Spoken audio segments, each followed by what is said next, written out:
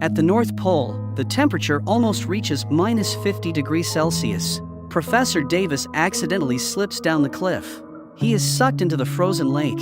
His guide tries to calm him down because if he panics, he will die. They couldn't come to the rescue because the thin ice was rapidly crumbling. Davis reaches out to the ice, but there is no way he can get out of the water. The man is almost drowning. With this temperature, he will die quickly in just a few minutes. Jerry and his sled dogs eventually come nearby. Jerry has one of his dogs, Maya, take a rope and crawl near Davis. Maya makes it and she puts the rope around the professor. Jerry and the dogs pull the professor out. Although he was rescued, his whole body was frozen solid. He gets him as warm as possible. The dogs put their best effort and they drag the sled across the thick snow. They dare not stop. They use all their strength to save the owner's life. The two of them now rest on the backs of the lucky dogs. Fortunately, with the dogs' efforts, the two of them safely return to the base. Davis is taken to safety. The staff members examine him and try to treat his frostbites. The man has to be transferred to a hospital. Soon, a helicopter lands and takes all of the humans away. However, the dogs have to be left behind. One of the dogs escapes its chains, but Jerry has to put him back in chains, just so they don't get lost.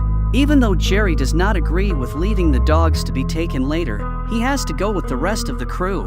His friend Katie knows how much he loves his dogs. She assures him that they will return soon to get the dogs to safety as well. Later, Jerry wakes up in a hospital. Thankfully, he is in a good condition and the only thing on his mind is flying back in Antarctica to get the sled dogs. Having a talk with the leading officer, he is going to be faced with some bad news. The weather conditions are terrible and there is a storm unfolding. There is no way anyone can go back there. Let alone, they can't risk going back just for the sake of the dogs. That is not a good enough reason for Jerry, who wants to at least give it a try. On the other hand, he is powerless and he can't get anyone to help him out by providing him with a helicopter.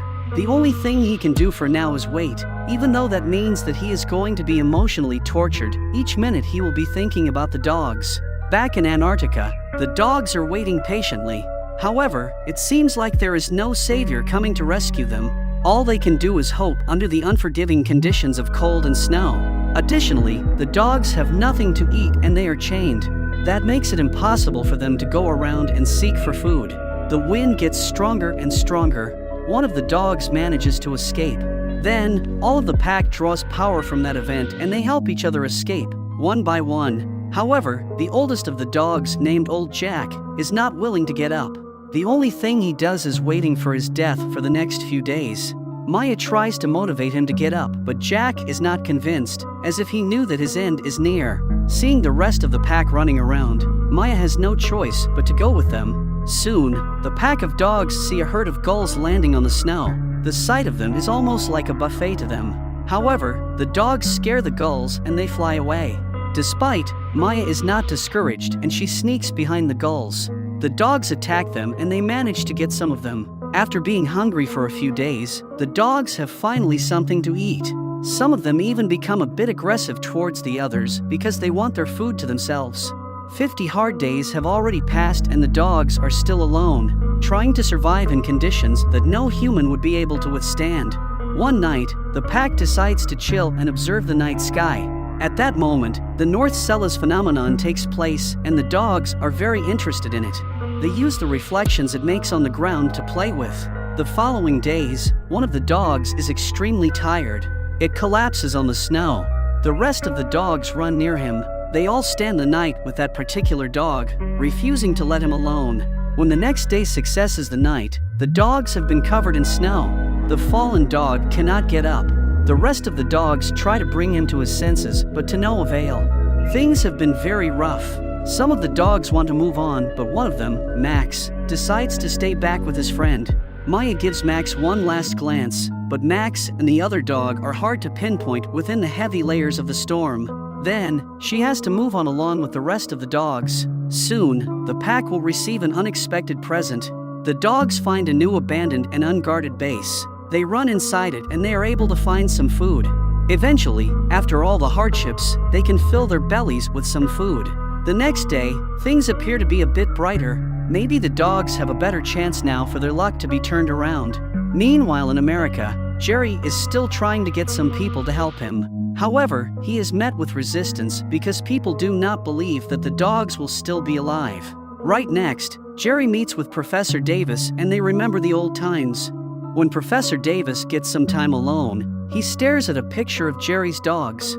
These are the same dogs that saved him, and the same dogs that were left behind by humans. In the meantime, Max wanders around and he accidentally finds a dead orca that has been washed up. He approaches it and starts eating some of its body. Out of a sudden, a leopard seal emerges out of the orca's body. The seal has been hiding in it. Right then, Maya hears Max and she is able to spot him. The two of them see each other again. The rest of the dogs join them. They see the seal eating the orca. Max approaches the orca again and he cuts a piece of meat out of it. The seal sees him and gets angry because it thinks Max is stealing its food. Max runs away and the seal runs after him. That opens a window of opportunity for the rest of the dogs. They run near the orca and start eating. Meanwhile, another seal has been following Maya from below the ice. When it gets the perfect timing, the seal emerges from the freezing cold water and bites Maya, holding onto her leg. The rest of the pack comes to her aid and they have to fight two seals now. Nonetheless, they manage to win the fight and scare the seals away. Maya is injured and she is having a hard time getting up. Max tries to help her out.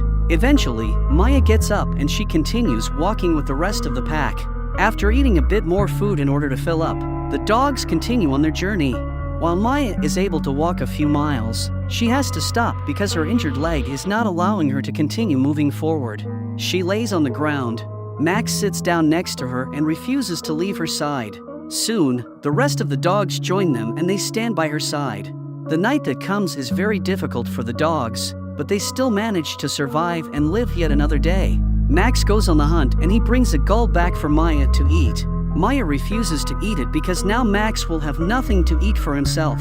However, two other dogs bring more gulls to the team and they leave the food rest in front of Max. In return, Max grabs a gull and he places it before Maya. The rest of the dogs grab their gulls and they walk away, but Max stays with Maya and lays next to her. Max behaves altruistically and he tries to keep Maya warm.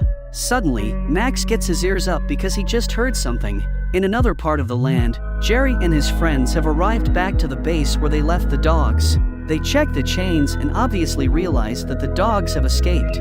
Jerry is disappointed because there is no way for him to know what has happened to them. Suddenly, Jerry takes a look at the horizon and he sees the remaining dogs. The dogs run towards the humans and they jump on them. Both the humans and the dogs are very happy. They are reunited. The team takes the dogs inside their vehicle, but Max refuses to get in and he runs away. He tries to get Jerry's attention. Jerry goes after him and he finds Maya lying on the snow. Jerry is worried about her. He cries for her because she is very weak. However, he is happy to see her open her eyes. Jerry takes her into his arms and carries her back to the base. Professor Davis and the rest of the team are happy to see that most of the dogs have survived and they are going to be fine after they are treated properly. Jerry puts Maya in the vehicle as well and Max is the last one to jump in. Being together, the team is finally ready to depart.